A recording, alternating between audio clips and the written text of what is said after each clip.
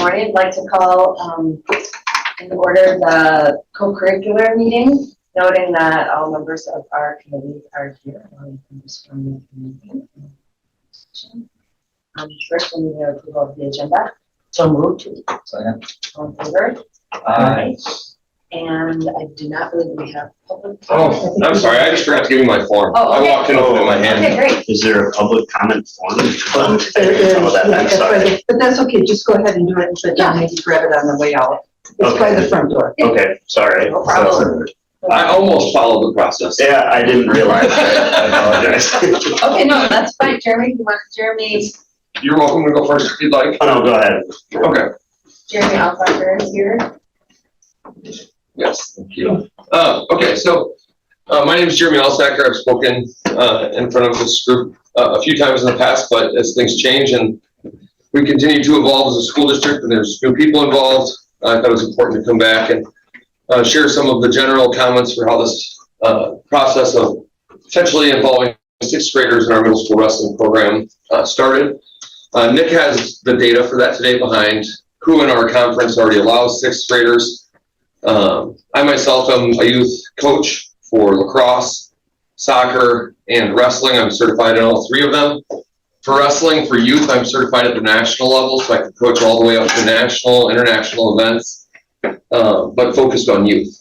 The reason that we initially brought up sixth graders wrestling in our middle school wrestling program is that many of our other school districts near us, and not just near us, in the entire state, involve their sixth graders in the program. So when we don't involve sixth graders and we go to wrestle other schools, many times their sixth graders will just sit there and won't have opponents to wrestle, which puts them at a disadvantage from a learning standpoint. It puts them at a mental disadvantage because they don't get that same experience that other people are getting. For our current sixth graders, it puts them at a significant disadvantage during the regular season. When I say disadvantage, it's not just about that they may lose matches, that's fine. Kids are going to win and lose matches, but it's that the middle school program provides training with your teammates that live in your community. It provides a safe environment for having matches that are fair and even set up by the coaches. The kids don't have any track record of it. We don't count wins and losses, and so we don't provide that currently, whereas most of the schools in the state do. So our kids then, instead of having a middle school opportunity, they do have options. They could go to a club, they could go to these big tournaments. In these big tournaments, there's pressure. There's wins, there's losses, it tracks their score, it's online for everybody to see.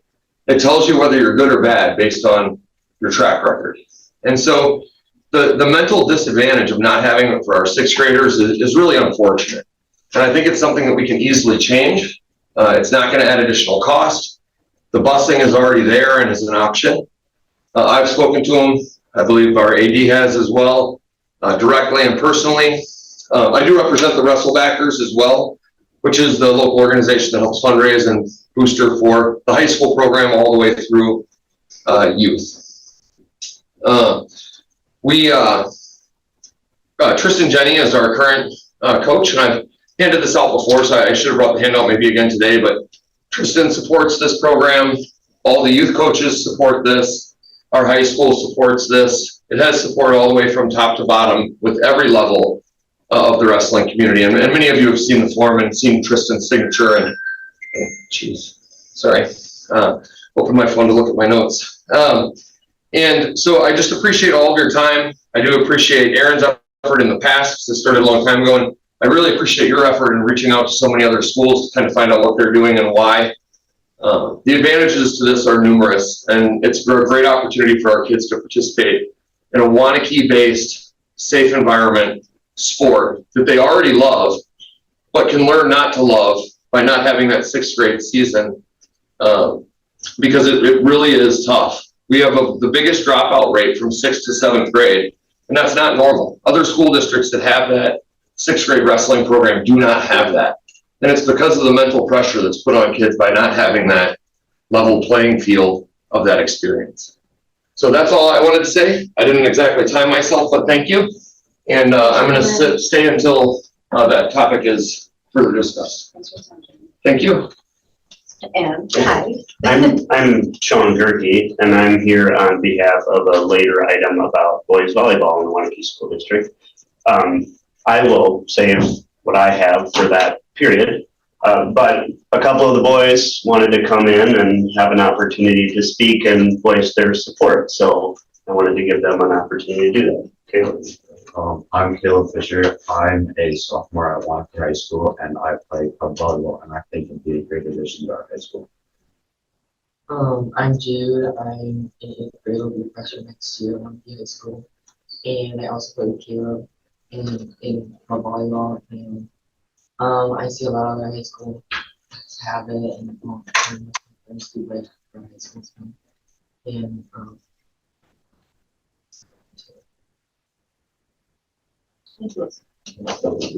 So I have to give them a ride to school, but I'll be back for the later item, so. Thank you. And could you just make sure they sign in your sign-in sheet as they walk They out the did? door? You'll sign out of it? Well, no, They if they signed signed in, in. we're good. Yep. Sounds good. Thank you, everybody. Have a good day, you guys. Yeah. Okay, so moving on to our Young Conservatives Club affiliation and Randy's gonna. Thank you. Thanks guys for being here today. This is Ramesh for being here as well. I know Christine and I have had a couple of correspondence and talked a few times.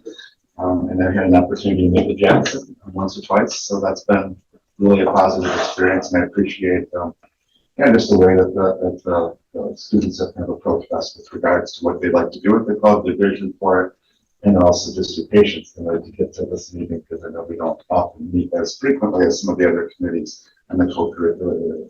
And I'll let Jackson talk about, and the rest of the students talk about what they're actually looking for. But kind of why it's coming back to the committee is we approved Young Conservatives Club many years ago. I think it was an opportunity at that point under Allison Schaefer was a teacher here. She wanted to provide an opportunity for kids who had like-minded conversations and connections to be able to have dialogue and talk about things that were important to them. And then that's where it started. At the same time, there was a group from the Young Progressives that were started as well. Very similar group with the same purpose. When Jackson came to us earlier, a few months ago, I guess, he was talking about just as his experience going through it, being seen, wanting to make sure that the club has a strong foundation moving forward and wanting to affiliate with a national organization. So when we look at some of the clubs that have come through here, recently we've had a few different programs that are still in existence, but they've changed in a bit of their organization. There's a few in the band area, I think, that we brought forward. And so as Tim Shell and I reviewed it, we thought that it was appropriate at least to bring it to this committee to get your feedback and to get your thoughts on their affiliation with the national organization. So changing a little bit of their structure of their club, but also kind of keeping with it something that I think Jackson will speak to hopefully create some more consistency moving forward. So I think with that, we're just going to give you guys some time, and Mrs. Raymond, feel free to jump in wherever you need to. So Jackson, you're the spokesperson there, is that right? Yes, I am. That's what I heard. 5 years. So for you guys who don't know, my name is Jackson Beck. I am the president of the Young Conservatives Club. I have been in this club for all 4 of my years. I'm a senior and I've been an officer for 2 of them. And just a little context, like Mr. Gutenberg was talking about before, our long-term advisor, Ms. Schaefer, retired my sophomore year, the year I got elected as vice president. And then we were in a scramble after that to figure out what we really were as a club. Because we had a base, which was Ms. Schaefer, and we always built on that. But then all of a sudden, it was take out from under us, and we had to build up the club 2 years in a row from nothing. And when we were in this year, I was put into contact with a woman named Anna Cantrell, who was a representative from Turning Point USA. I got her number from a mutual friend who used to go to Waunakee in a golf program, actually. And she reached out to me before Ms. Ramish volunteered to be our advisor. And she offered any help we could get just to get us back on our feet, because she knew that we weren't going yet. We were just trying to find a place in the school still. And she didn't even push us being able to become a chapter until we got our representative, and she just offered it to us. She first offered us help, resources, speakers, stuff for us to do in our meetings. And then she also just like just put really slightly that we could become a chapter of it. And after discussing with my officers and Ms. Ramish, we decided that we would want to go down that avenue of becoming a chapter of Turning Point USA. From there, we reached out to Mr. Browski, Mr. Shell, Mr. Gutenberg after that, trying to find out the processes to go through that. And that leads us back to here. But some of the main things we want from Turning Point USA is it is a national affiliation group, but it also means there's 3,000 other high schools and colleges that we can interact with and cooperate with in our season, in our school, and just a lot more cooperation outside of Waunakee. And it's a foundation to come back to, because those 2 years where she retired, we had nothing to turn back on. We had to build it and figure out what we were as a club ourselves.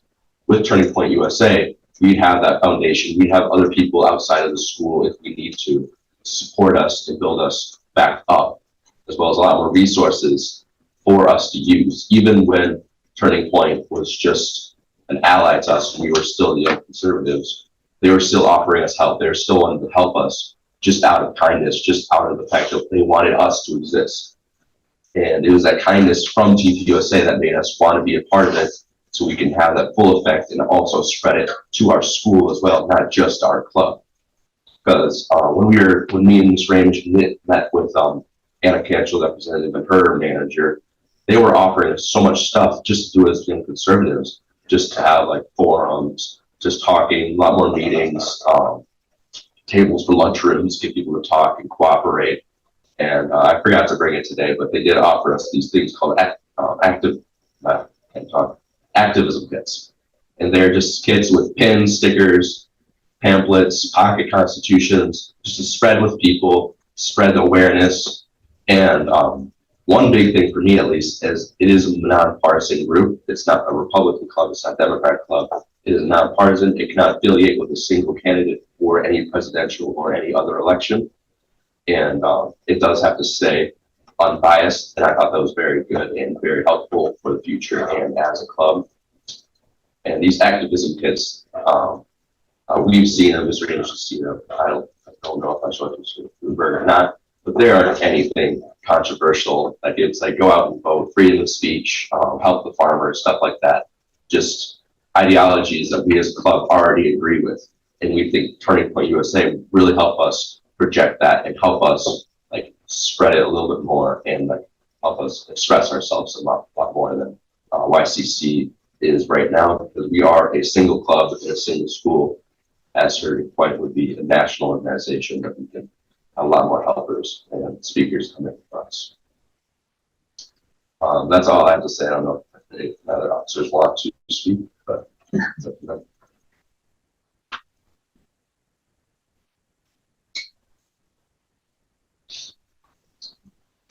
Do you have any questions from any of our committee members? I was at the listening session for these guys last week, and so I heard pretty much a similar sort of thing. And I just think it's a good, from my standpoint, a good thing to have a structure to their club that's something beyond here that, I think it's what they were lacking. The user advisor and really no direction. I think it's going to provide some decent direction going forward with it if there's still an interest in the club. There's no interest, there's no point, but it looks like there's some interest. Do we have national affiliations with any other clubs? We do. Yes, I know, for instance, MSA and the Multicultural Student Achievement Network. That is one. I have a whole list here. Thank you. I've got my list somewhere. Yeah, DECA, Future Business Leaders of America, FCCLA, FFA, Fellowship of Christian Athletes, Future Problem Solvers, Leo Club, National Honor Society, National Technical Honor Society, Skills USA, and all those. So this is coming forward to us because they want approval from the board to become affiliated with a national organization, and they're making that change similar to the. That was why I brought it. Sure. Was it was because I think we started the group as kind of the conservatives club. They want to affiliate I think just as we were thinking about it administratively, we thought it should at least come through here, to see if, I mean, I guess that's a question for the committee too, is if you have a group that changes kind of a bit of its, still staying within its mission, but changes a bit of its direction or affiliates within the group, do you want to see that coming through the committee? Our thought was that that's kind of how we treated them in the past, that's what we thought. Okay, So so we did, like you mentioned, we did something similar with the middle school orchestra. we did something with orchestra, we did something with like fiddle band and a few Yes. other things that So- that still stayed within kind of the concept, but they shifted a bit depending on what they were doing. And so those things came forward. They're all things that we supported, and I think what we're trying to do is just kind of stay consistent with how we're doing. So I think your question, there's a lot of groups that are affiliated with Jackson said, there's a lot of them that are kind of the co-curricular pieces of it, particularly like FFA has an affiliated like ag program, and then there's the FFA group. As you already shared this number, and Leo Club is with the Lions Club. I mean, to a degree, maybe there's some other clubs that, you know, you were wondering how to go forward. Maybe some clubs exist already that did the same sort of thing without your knowledge. I'm guessing could have existed as well, like whatever the club were, and they found some more direction, just went and did it. Is that an acceptable thing? You know, I mean, there were some things that just like Jackson talked about. I mean, you had some connections with Turning Point, you used through the resources, etc.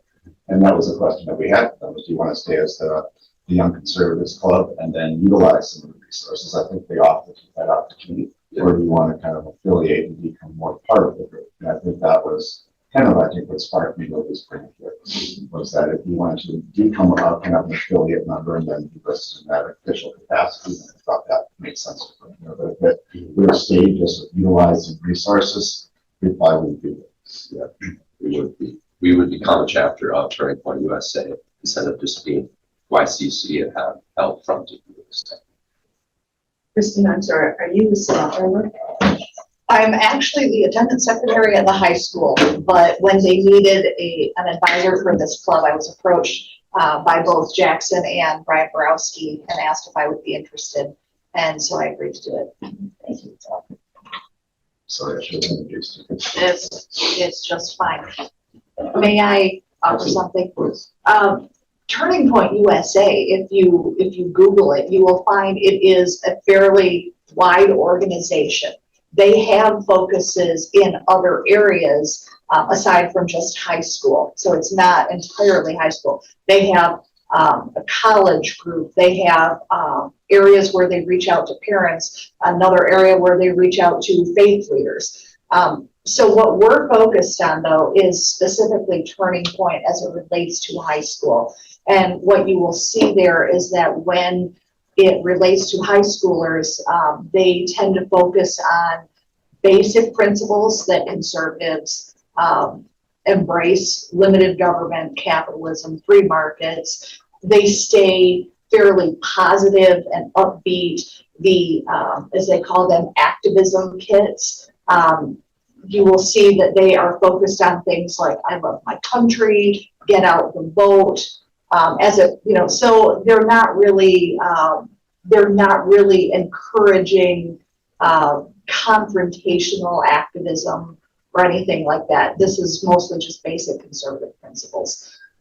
So we have found with the resources that they offer, it just seemed to make good sense that we would be able to tap into this resource where they can give us grants if we want to do something as simple as, this was suggested to me, doing something at lunchtime for the student body where we're serving, for instance, patriotic cupcakes and then handing out stickers and buttons that are encouraging people to vote when they can, or "I love my country," or anything like that. They will actually give us grant money to do simple things like that. So that's what they're talking about when they mean activism at the high school level. They will give us banners and logos that will be even in our school colors that say Turning Point. We have speakers that are available through that organization. If we ever wanted to bring in different speakers, they encourage us to use local leaders to come in and talk about what is going on in our local community. So in terms of everything that they can provide, if we are a part of them, it has just seemed like that would be a good thing, and give us some solid direction going forward.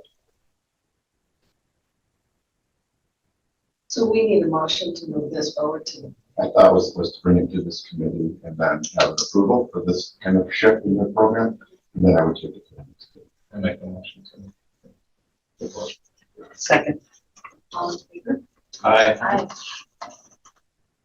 Thanks, guys.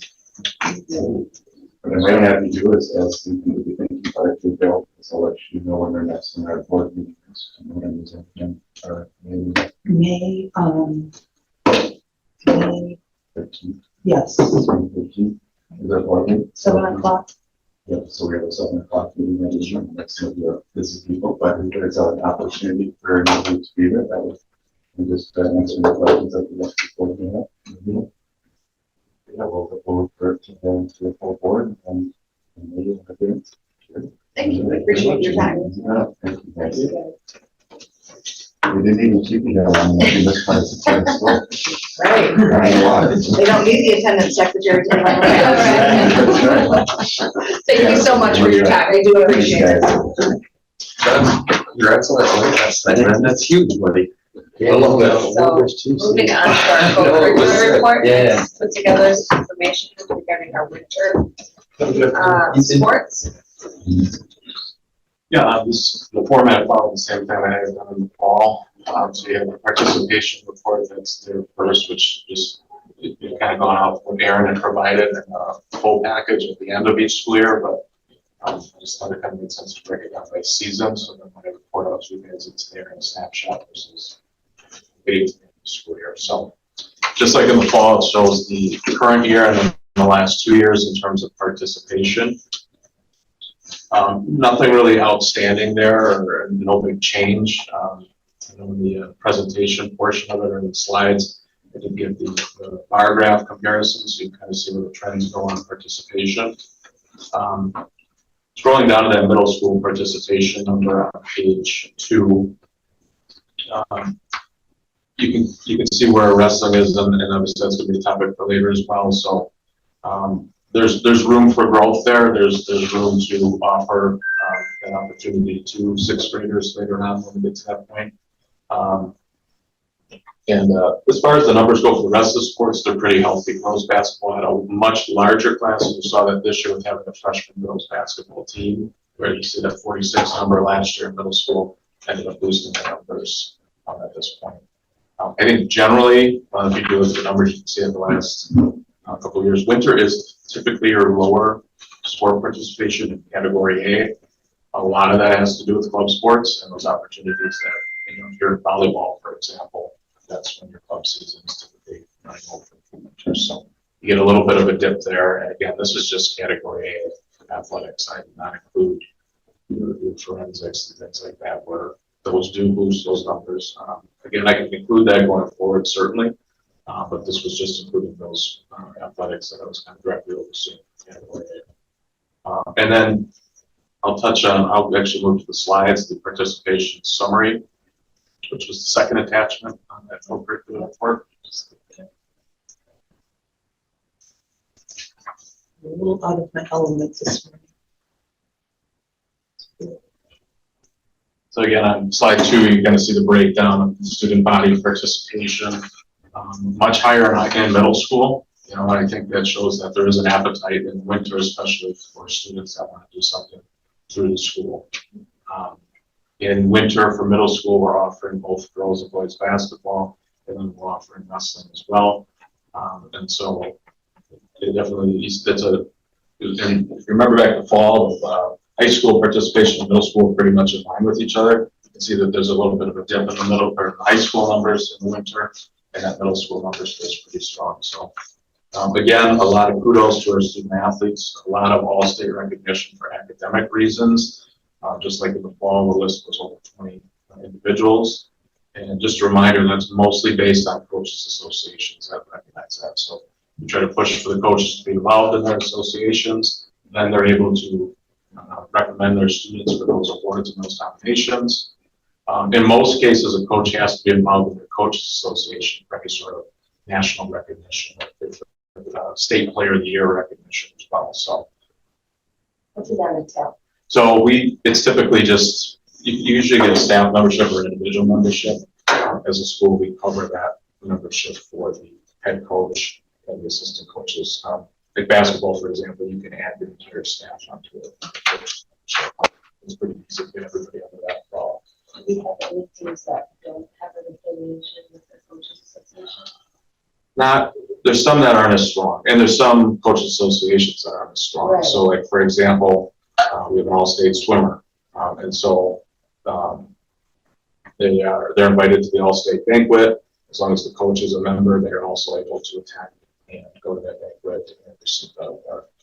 In some cases, if the coach is not a member of the association, then the student is not, they could be the smartest student in the state, or they could be the best athlete in the state, and not able to get that recognition. So We don't have any situation where we don't. no, sometimes we have to remind, like, and the coach association sometimes do a good job of saying, hey, here's the list of who's signed up, what schools in the state are signed up. You're not on there, what can we do to help that? Oh. So that helps too. But nobody said, no, I'm not being a member of the association. Okay. I think we do have some coaches that are younger and newer and don't know what's there necessarily. And so we just kind of continue to make sure that they're aware of the opportunity that they cover this for. That's not the problem. Because we do want those students to have the opportunity to be recognized in the state. They have different workshops throughout the year or something, resources to talk about. Yeah, so most coaches associations hold clinics. I'll just haven't been a part of one in the past. Football and basketball, like a very big one. Baseball does too. Sometimes they're usually 3 days. So they're very high profile, where they're bringing in national coaches of that sport to speak, and then also usually have breakout rooms for coaches to go to, depending on what they're looking for in their program. And my understanding is that all athletic associations have different criteria for how to be recognized for all state academic, or they have different criteria for that. Yes. So you might see a whole slew of basketball players that get recognized for their academic success. And wrestlers, for example, may have similar grades, but their association criteria is different. Okay. That is something that I don't think is, common knowledge, but I learned that last year. Sure. So it was good to know that. And the best state associations are the ones that do work with the WIA, so they're able to go up to coaches to what's coming down the line in terms of rules changes. Because how these proposals work for a rule change, usually the coaches committees recommend this up, and they go all the way up to the WIA, where there's that feedback back and forth. Like the shot clock is a big one with basketball right now. That's constantly something that's being pushed by a lot of coaches. It hasn't moved to the point where it's gotten to a vote by the WIA membership yet, but eventually, probably, it's just not necessarily sure right now. So, and then I do put the top academic program on there for GPA, which was placed with 3.6. The third slide was just that, again, comparison of year by year for participation. So you can see the different kids, and that's combined of both the middle school and the high school students, total number of students and the total number of students that were participating. So it's still above that trend of 21, 22. Just something, I keep an eye on. We can always look at the data for 5 years versus 3 years. I don't know that it would make sense to look at 5 years right now, though, because that was the COVID year, and that just throws everything out. And then just some of the highlights there as well. I know the Waunakee Tribune does a good job, and they publish a lot of these things. And Peter does an awesome job of making sure he reaches out to the coaches, and they do a good job of providing this information as well. But you can kind of see some of the accomplishments there, both team and individual.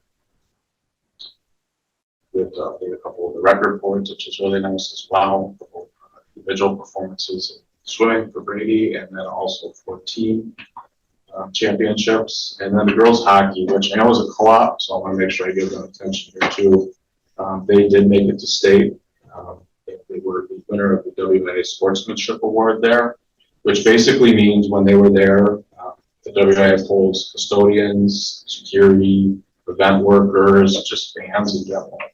Right, who did you see, what, who did you think went out above and beyond in terms of their behavior at the event? And, that doesn't necessarily mean they walked around picking up garbage out of the seats, but they just represented the schools that they were part of, and the coaches and players there, why they were there. So I think that's a great award to win, because you get there and you're very excited, and it's very easy to be blinded in the moment and just kind of get lost in the emotions.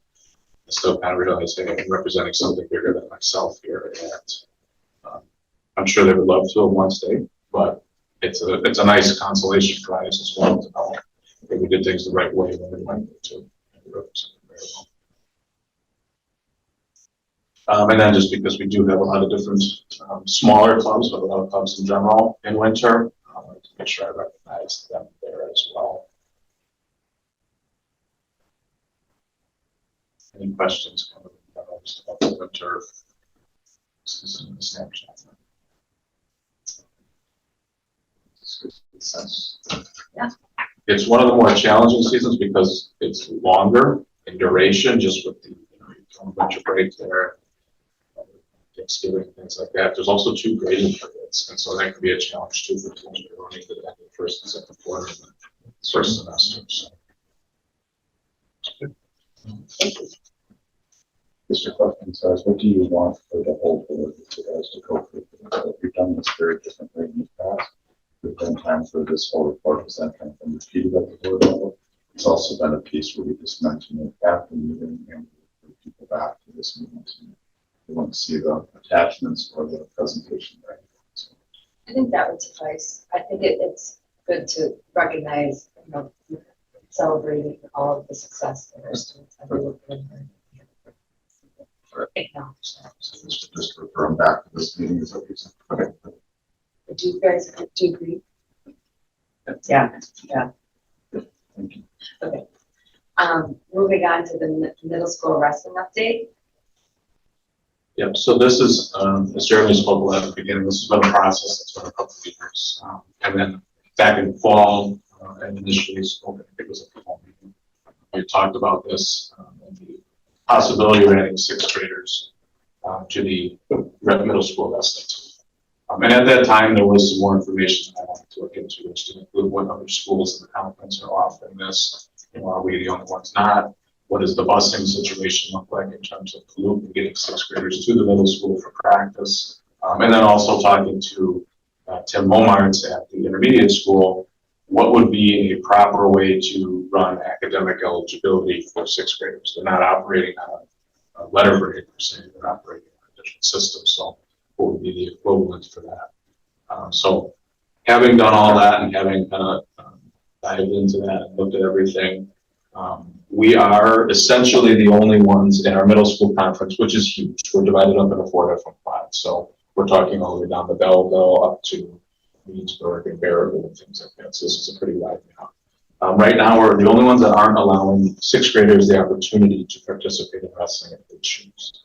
The reason that those schools are offering 6th graders that chance are because of numbers being lower in that sport. So typically in wrestling, as you saw, it was 17 for this past year. We're not talking about all of a sudden now adding 40 kids to the program here. We're just simply talking about offering a chance for 6th graders to participate in wrestling if they did choose. Wrestling is a unique sport where you're not all of a sudden adding another hour of gym time and officials and court time or finding space. They're able to acclimate and they're able to wrestle with 7th and 8th graders based on their skill level and based on their weight. So it's a pretty seamless transition to allow for that. The other hesitation I had back in the fall was, all right, we've opened the door for middle school wrestling here in 6th graders. Does that open the door for every single sport? The numbers are so healthy in those other sports that we're not in a position where we need to do that. We have 8 volleyball teams in the fall, for example. We have 3 different girls basketball teams this winter. We have 4 boys basketball teams at the middle school level. So, when you look at track, we're pushing 100. Cross country, the numbers are very similar there. They're very healthy. So we're not looking to kind of break the mold here and open everything up. And talking to Mark Nansky, our head wrestling coach at the high school, we agreed that 35 is a real nice number for a total number of program. If we got above that 30 to 40 range, then we would start kind of limiting those registrations to definitely 8th graders and 7th graders first, because they're in middle school. And then if the room and the opportunity presented itself, and 6th graders did want to be a part of the school program, we would allow that. Talking with Lamers, there's multiple options we have where a student could catch the bus on a loop to get from the intermediate school to the middle school. So that wouldn't be a problem either. Do they read the policy or something in the code, the handbook that would? Yep. Okay. If we would need an editor or an ad, and I know we're going to talk about co-ops later too, but we need some sort of provision in there talking about 6th graders. Yeah. Oh, okay. I really like the format that it's got for us, with regard to this agenda item, background information, your recommendation, fiscal notes. I think that's really well done and easy to go through, so. Absolutely, and presented, each time, with great information, and answering those questions in terms of the busing as well as the academic side, making sure that that's covered correctly. I think the participation levels, that really makes sense in terms of addressing other sports as well. I guess you just kind of said it there at the end, if the numbers really did kind of pop up, well, they're going to be kind of on the chopping block, and that's the way it is, because you've got a priority to have the middle schoolers. If you did be so fortunate to have that many coming up. And I think there's opportunity to continue to get students involved and stay involved with this, so I'm supportive. So do we need a I'll make a motion to continue this on the full board. second? All in favor? Aye. Okay, thank you. Yes, thank you guys. Sorry about my watch, like 3 times in a row. I couldn't figure out how to silence it for a minute. I just got a different one, so I apologize Thank you. for the disruptions. Thank you all for your time. Appreciate it. All right, so moving on to the consideration for boys volleyball. Sean is going to be a heavy part of this conversation. He approached me again back in fall, and brought the idea of, let me go back for a second. So DeForest is in their first year with the WIA program for boys volleyball. Up until that point, our boys have participated with the DeForest club team. And then when they made the decision to go to the WIA, that can no longer happen unless we formally go through the process of co-op. So we didn't do that. So our boys are kind of looking for that opportunity for the sport of volleyball. I would say, and probably not coincidence, that as soon as Sean and I started talking, I probably got at least 10 different phone calls from large club volleyball organizations that were really trying to help me. You're offering boys volleyball, and really trying to talk about the positives of it and what ways they can help. And so when Sean and I talked, we decided to offer some open gym opportunities just to kind of see where the popularity would be at. When we get to the slides, and we'll kind of go over that information, we'll talk about that, but it is a rapidly growing sport. It is a sport that's just, especially in Dane County, it's getting more popular. At the time that this discussion's occurred, Manoa Grove and McFarland have talked about possibly co-opting the boys volleyball team. I've had very informal conversations with DeForest where if we were to offer a club team coming up next school year, and if the popularity was there, they would be very interested in co-oping with us as far as forming that. I don't know that the numbers right from the start would be there to offer, varsity, JV, JV2. I don't know that that would be there. But we're to the point where we haven't done a lot of advertising for the club just because we've been doing open gyms and seeing what the popularity is there. We've started to ramp that up a little bit, but we want to have this bigger discussion first of adding this to our portfolio for a fall sport. Boys volleyball is in the fall. Nationally in all the 2 states, it's in the spring. So there hasn't been, for boys volleyball anyway, so there hasn't been any talk about moving it to the spring in Wisconsin. It's still remain in the fall. And then the idea we would probably have 1 team this fall, schedule a handful of matches with other schools. We can still play WIA schools as long as everybody in our team goes to Waunakee High School, and we're not pulling in kids from other different school districts. Still compete. So just want to kind of see how that first season would go before we say, all right, let's go for a full co-op or look at those bigger opportunities as well. You look at some of the Madison schools, some public schools that have boys volleyball, and they have some pretty good teams. So it's not like I would want to just want to jump into conference right away and start competing against those schools. That's what I'll leave it right now. Dip into the information that I've shown. Yeah, and I can provide, and thanks for letting me be here. I'm Sean again, so, but yeah, it's here. Boys volleyball is the fastest growing sport in the country right now. It's grown by over 40% since 2017. As Nick said, there's all of the Madison schools have teams. Middleton won the state championship for boys volleyball this past fall. Sun Prairie had 3 teams in their first year. DeForest, which I was part of, I was on the board for that club team. They had 2 teams last year. That was their first year as a WIA team. As you said, McFarland, Monona Grove, Cottage Grove are working on a combined team for their boys. Verona and Oregon have discussions. And I've been very intimately involved in the boys volleyball community in the area, so kind of have some affiliations with these folks. So the competition is there, the conference and the area is wanting more teams in the area so that they have more teams to play in. They're not having to travel to, Beloit and Janesville and that kind of thing to have competition. So I think it would be welcomed. There's a lot of club volleyball for boys now in the area. I mean, they just built a new facility in Sun Prairie with 10 courts. There's both the girls and the boys club team out of there, but the boys club team had 13 teams this year.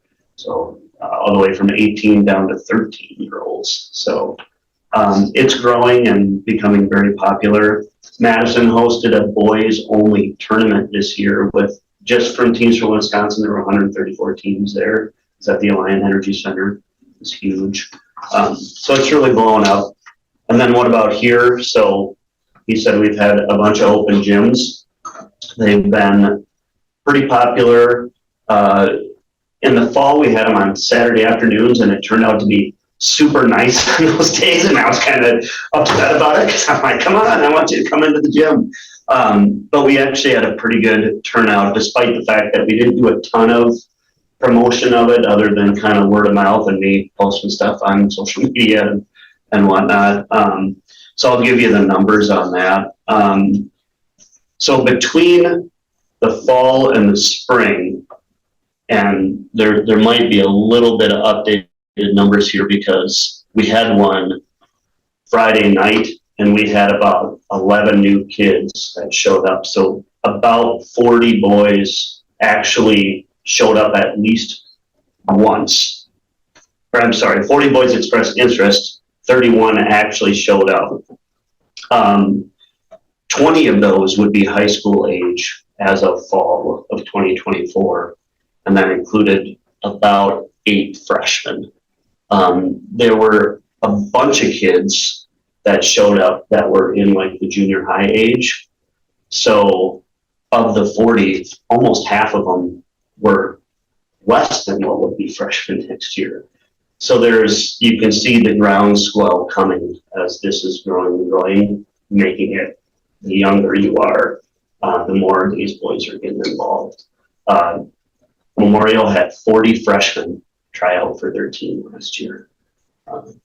So it's growing. I think we've got fall sports or sports in general, we got about half of the kids participating in sports. So I think it'd be nice to provide more opportunity for more kids to play sports. And I think this would be, based on what I've seen, I think this would be a success. So one other thing I wanted to talk about is that there's a lot of opportunity for boys volleyball now in college. And there's a lot of opportunity for kids for scholarships. There's 120 Division III schools, 50 Division I and II schools, and that's really growing. And then they have 50 NAI schools, so there's a lot of opportunity for these kids to maybe be eligible for scholarships in boys volleyball, which is kind of a nice, another opportunity for our kids. And then I just wanted to talk about the numbers a little bit, so kind of come down to dollars and cents. So as I said, I was on the board and part of the DeForest Club program. And these are kind of how the costs broke down. I bolded the coaching section a little bit. We did have a coach that we paid about $2,500. So if you break that down for the one season, the first season with one club team, it was about $5,500. We had about 20 kids, so about $270 a kid.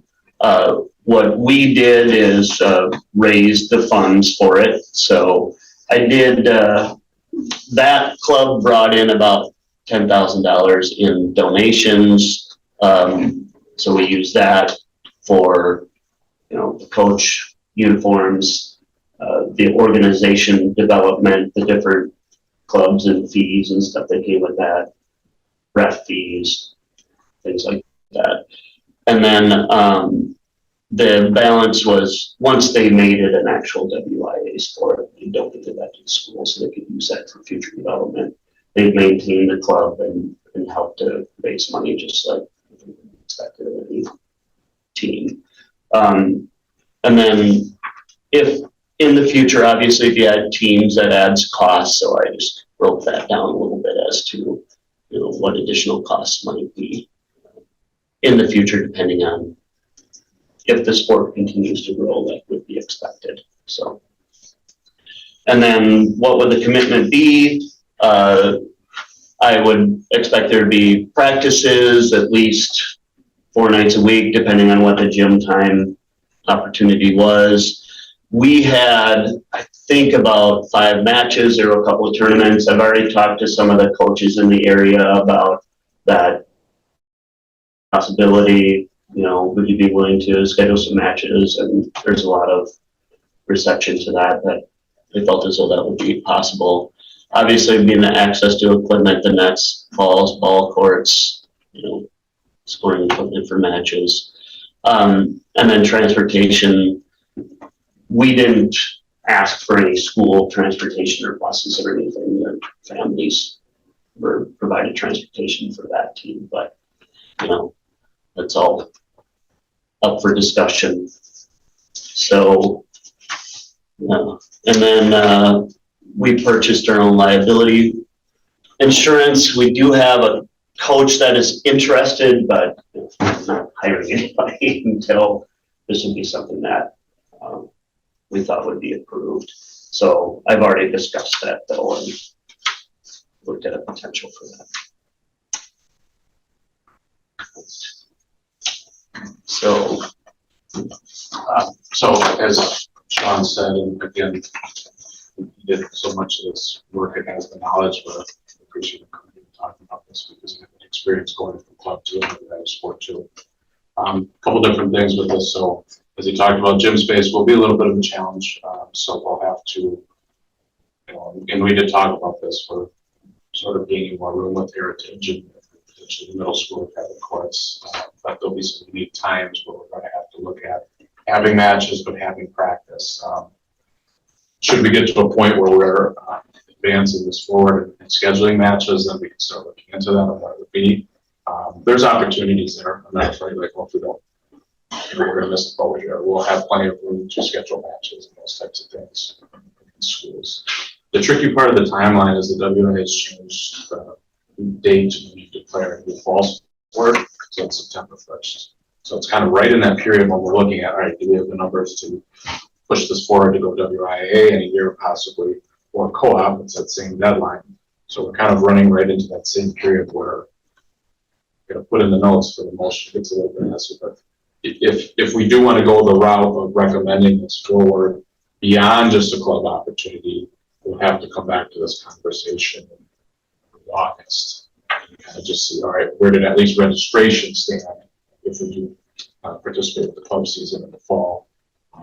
Would those numbers suffice in order to enter a sort of co-op? Do we outgrow a co-op pretty quickly? possibly, depending on where those numbers grow and Waunakee's interest. I know that we have, like Sean talked about, it's only students that participated in that forest team. Obviously, they're jumping at the bit to get us back there, so they can have some more, some bigger numbers too. You don't typically jump into this, don't have the varsity team, like if it works its way up from the JV. Maybe varsity year or two, or JV and a JV2, and still rebuild like that way. So make the club kind of aspect of, is that kind of separate from school, but we would then allow for access to the gym? Was that kind of how it would operate? And as opposed to being the club necessarily being affiliated with us, where it's kind of like the way it's running, where we provide their Waunakee kids, we provide them the opportunity to utilize kind of our facilities, and then you use that as kind of a feeder program to then build into the WIA piece, then bring it into the school. And I don't know if that's how it was done for the cross. I don't know if it was kind of stuff like that.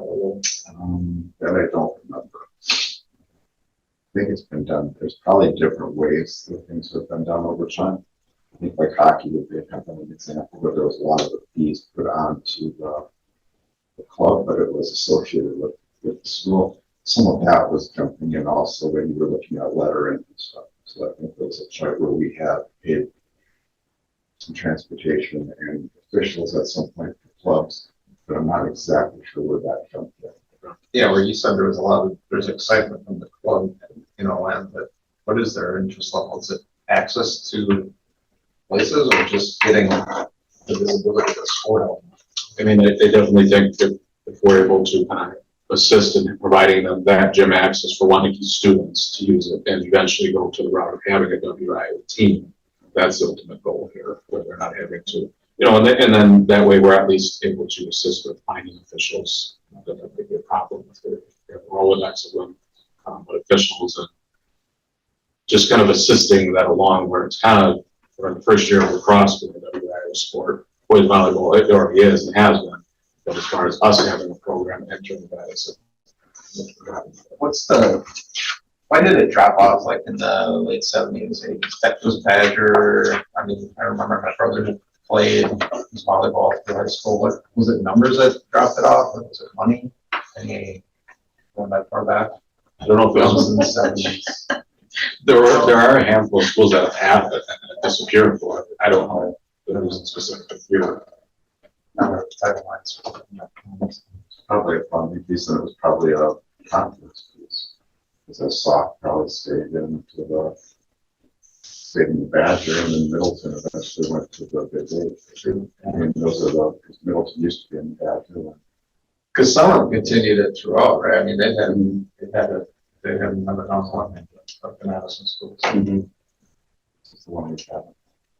If you kind of narrow down your ask to the committee, it's you'd like to start a club in Waunakee that then kind of feeds into eventually being part of the school. So right now there's not a financial ask of the school district other than utilization of facilities. Is that how I'm understanding? Yeah, and there is grant money that's available. I did not mention that, so yes. Supplies as a startup and things like that too. So. And we would provide and pay for a coach. Question here, I don't know if you go with that. Like we do for other clubs. I think what we can do is we'll go back and we'll talk to the business department and see kind of how we've done that. So I guess that's a piece that we missed before coming here. Volleyball's this has been in front of us probably every 3-4 years for the last 15 years. And I think what's occurred is there was always somebody interested, but then when you would get to how many kids want to do it, you get to it. So I think it's exciting to see younger kids who are wanting to be part of it. And we've always known it was going to be a point where it would gain traction.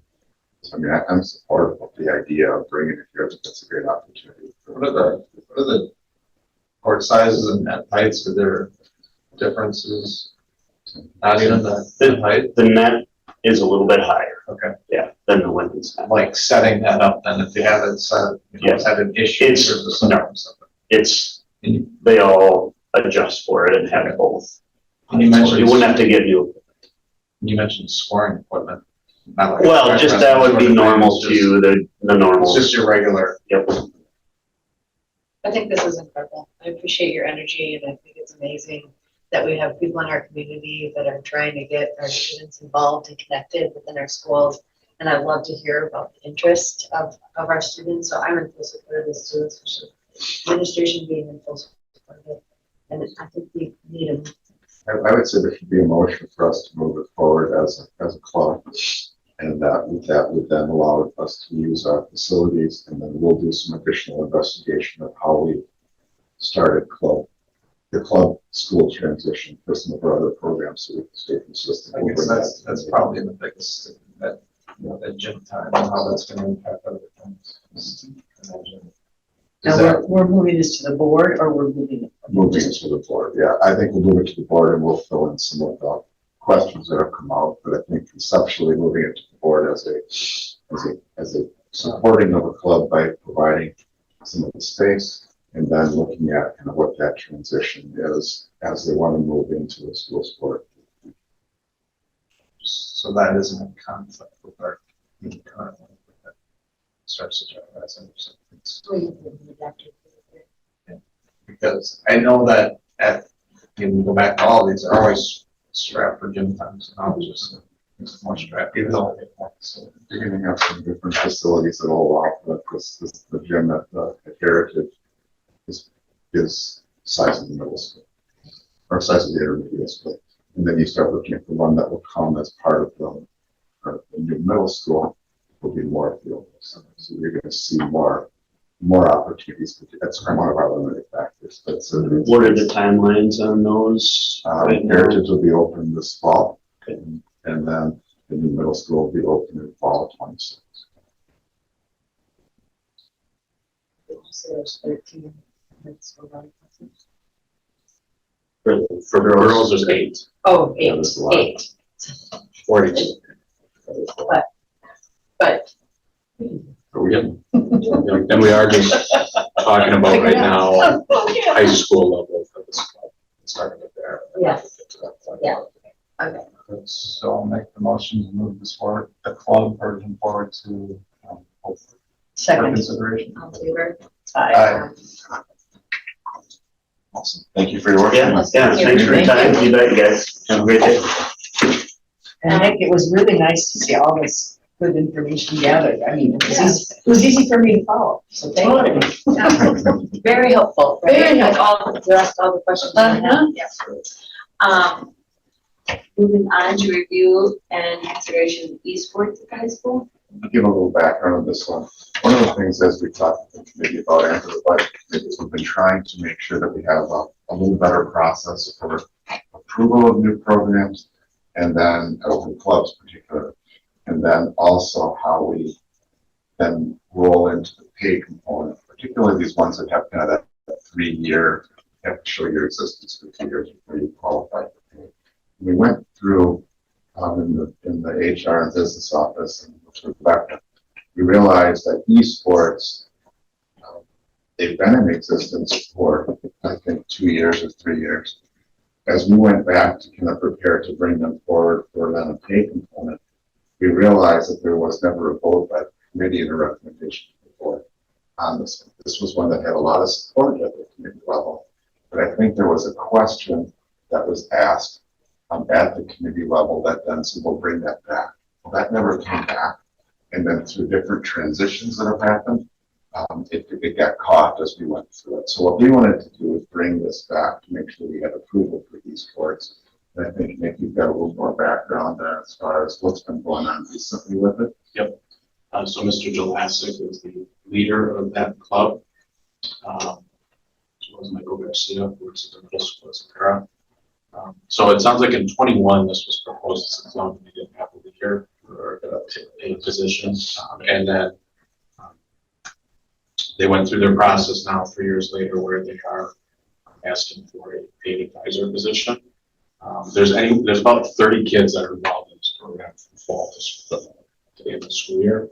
However, usually at one given time, there's only about 5 to 8 kids that drop in and out. This isn't a program like you go every day, every week. It's kind of drop in for seasons in the fall. So if you're in another sport or club, doesn't work out in fall, you come back in spring and kind of drop into that program. They utilize right now the high school computer lab. So there's no special equipment that they would need right now. They just get set of computers that they're able to play these online esports games on. So the high school computer lab is working. There's no change there. For travel, there's only one real time in travel. There's a national tournament in Madison.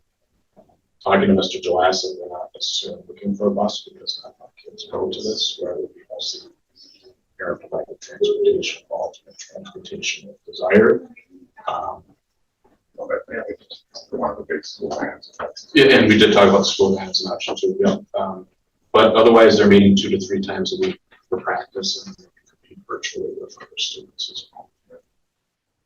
We don't necessarily have requirements, or do we, about, participation numbers in order to ensure the club is viable? Do we have guidelines for that, like, the club? I think it has to, for the club, it's probably a little more free flowing. It's kind of, are they continuing the meeting and other kids that are attending? Okay. Okay. This one, it was the request here also to be considered a sport Yes, as a part of that. so the idea was to fall under football or basketball, same kind of thing. And that would fall gold. So I guess kind of what I'm looking at here is I think that the esports piece was a piece that we were really supportive of in the past. If this got lost in the shuffle, it's got to bring it back to approval. So I guess what I'm looking at for today is just to approve it as a club here. I'm going to move it then to the May board meeting. At that point, we'll also then, because any programs that then are qualifying for pay will come as part of the budget cycle. So then that will come in the first draft of the budget. So this is a little bit different just because it got missed in the past. So I'd like to kind of round that group around to say we approve this as a sport, so that part's done. And then any pay components that we feel are necessary will come in the budget cycle part.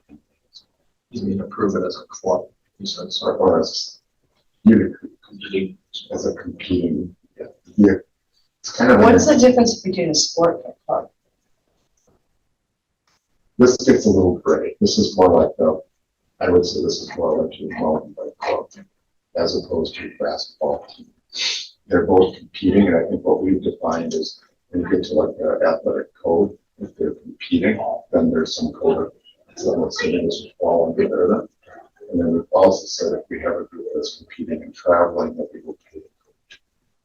So that's kind of a key. I think there was a question of what was the viability. It was like that start. So the code of conduct is stricter for a club, for a sport than a club? if you're part of the euchre club, you're not held to the athletic. If you're part of the conservative club, you're not part of the athletic club. But if you're a competing club, that's going to, then you are tied to different components of it. So like forensics, they're part of code, yeah. To compete, okay. Sure. And so, just for clarification, you're needing a motion to approve this as a club right now or a sport?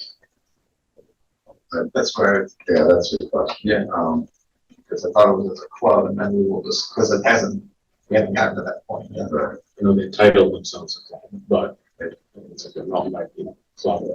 I think what I would do right now is approve them as a club. And then we will assess that as we kind of go through the budget.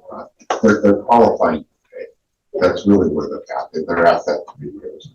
So to me, it's a piece that we're going to be then assessing where does it fit. Well, this is again a little bit different. Here, some clubs are seasonal, some sports are seasonal. This one goes a little bit longer, so we'll work with HR to figure out what that would look like if they qualify. And then a conversation with Brian Bermersky yesterday about this, and that it would constantly fall if we got to that point. And I just want to point out that Mr. Jelassic on this form circled no funds being requested, only because he didn't know what exactly fund amount to put on there, so. It's So still, I'm curious too, like 7 computers are needed for this, so you can see there's gonna be an upkeep of, probably kind of side of the art computers, I mean, He's tying into our current labs right now. current labs, right? I would see that. Which Their labs? current labs are adequate, so.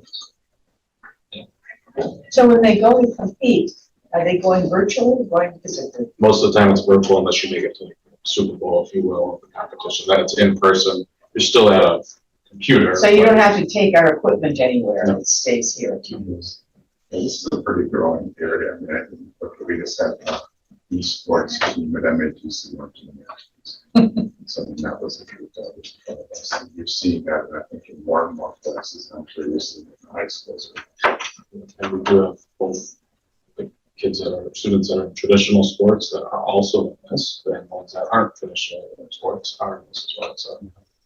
It's a, you know, that 60 kids, it's at least a third of them are students. that are- I suppose that could be conflict there. You can't be in a, like, it's a considered a seasonal thing, like you can be in both sports at the same.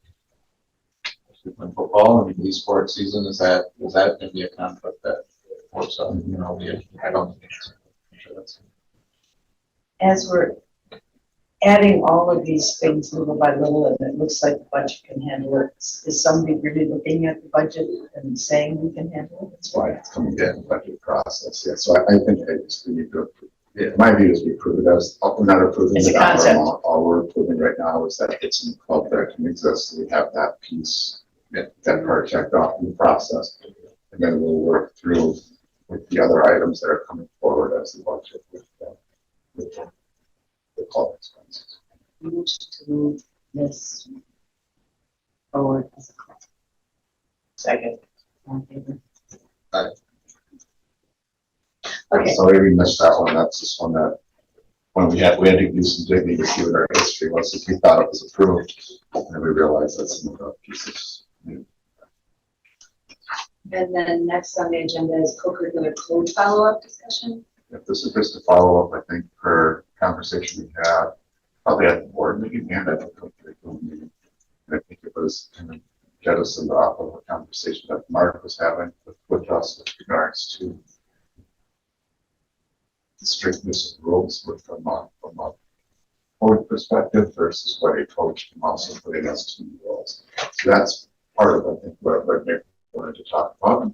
We just want, I know you did some work on it, so we're bringing that back for first person dialogue on it. And then the co-curricular code comes with any updates to it. It's like you would add in the for sixth grade with wrestling, would then come as part of the handbooks moving forward. So, Starting with the code, any for students, we're not changing anything in the code, but trying to make it easier to reformat the document, both for middle school, high school, and the coach's handbook. Right now, you pull it up, it's just a little bit, it's hard to get through information. I mean, for me, you go through it, and I'm looking for the same thing 3 different times sometimes. There's no easy way to progress through it, but as part of it is, when it comes to the actual code, I did a quick straw poll of the coaches. Are you offering more strict rules than what the code has? Or do you think there should be the opportunity to offer more strict rules than the code has or not? It came back 50-50, that's what, which was kind of interesting, to be honest with you.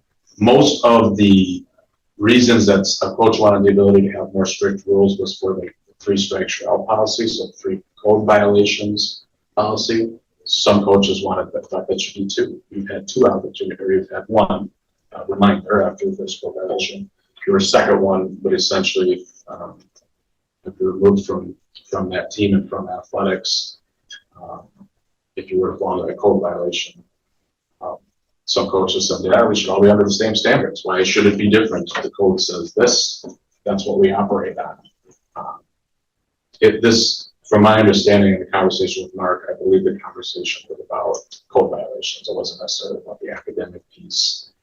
Some coaches are more strict in terms of attendance. Like if you're not attending practice, there's going to be consequences for that. There were times where certain sports are more unique than others. So, for example, golf, there's a very strict rule about cheating. If you're caught cheating, you don't ever want to get caught cheating in any sport, obviously, or anything. But in golf, it carries a lot greater punishment in terms of affecting the team and your role on possibly moving forward. So that's why I think there has to be some flexibility with some of the team rules, just because not every sport is the same. Whether it's an event, whether it's a practice, or whether it's a season, there's just different things that surround sports. For like an individual thing like wrestling or golf, and there's also the team aspect of those sports too, where things are affected. And more of it was just about like dress code. Some coaches are far more strict on dress code and getting days and things like that. Yeah, most of this was centered around attendance and school package. So it's really more informational, we didn't learn anything other than we're split on whether. Yeah, I think that's great. I think there's a few things we have to think about. So we want to continue with that practice, we want more consistency. And I think the piece that we also have to think about is that put us in being sort of a position. If we have a coach who's putting something more strict, making sure that those are always goes through administration that's widely consistently, making sure we don't get it. So I think Mark's the one who brought it up, and I don't know if he had more to speak to it, but in different contexts. some people are related and specifically to like the code violation. Students for those may have been removed from the team after a second. But it does make sense that the sports are different. Stakes are different. Doesn't it? Like the golf example, yes. Yeah, you know, one individual ruins the whole team, whereas in another sport, one individual is just personally out. I mean, take for example, somebody gets a 15-yard personal foul penalty. Yes, that's obviously going to affect the team right then and there. But if I'm a tennis player, for example, deemed as unsportsmanlike act and I'm removed, and now I can't score at all for my team, like that has a little bit bigger of an impact than possibly a 15-yard penalty in a game that was already decided 20 minutes ago. It's just, you get all over the board in terms of the coaches. They just want to be able to, if they're explaining it, if they have explanations that are clear to parents at the beginning of their philosophy and their rules, you don't typically see an issue, okay, I understand when my son or daughter was removed from that, or punished, if you will, because of that action, versus off the cuff, like, I didn't know about this, now they're out, you know. Yeah. There are some that are like no tolerance, I think, too. There's some policies that are that way, so, you know, one done, you have an African, but those types of things. More strict than WIA. Who has the ability to oversee and say, your coaching rules are out of line? That you? It'll be typically made out that fall. So would that be a safeguard for us to at least say, somebody's watching and for your sport it makes sense and for yours It's probably something you would have, if we're open to allowing there to be different rules, then when the code comes through, there probably has to be, this is our minimum code. And if the coach wants to be more strict, we probably have to put that in the code, but that can be articulated. I think that's part of the question too, that's not necessarily that. Probably the rules do some of the consequences. It's worth it. I mean, if they're that split in terms of what, I think it's worth a bigger discussion, but we can't make it. So, we gotta. What's your back? What's your thoughts? And something to consider too is if you're doing a drug or alcohol substance abuse, and some treatment for that, is that, you know, they're following the protocols of health, is that still able to be applied as done, if that's the rule? It's just the 2 strikes. From what I've seen everywhere, you could be in a school where the boys basketball, just generally use an example, the boys basketball coach has a no-F policy, he's checking grades every Wednesday. If you have an F, you're not playing that week. The girls basketball coach might be, well, we're going to follow the school's grade checking procedure at the end of the quarter of the semester. It just really depends on the team you have too. Like I've had teams where I've had to do those grade checks, and if I didn't do that weekly, there's no way we were going to have enough eligible kids at the end of the grading period just because I couldn't let them go that long. See, that one to me, that could be a universal thing. They're doing the same, and it would be whether it's the same. I mean, that one should not be specific to this point. In my opinion, grades. I don't see that every week it needs to be done. But if it were, you know, that would be a uniform thing that could be done. There's no reason that couldn't be. So that's just one issue, but I think it's important. I think the big emphasis of this is around, but students who get caught with code violation, and then the team having a more strict rule as far as when are you allowed to continue on the team. versus what our code says.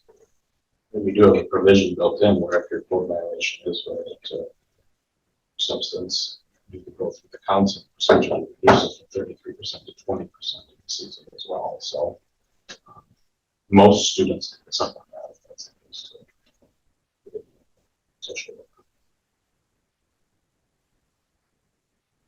Well, do we want to bring it to the board to talk about more, or is it just going to be another big discussion at the board?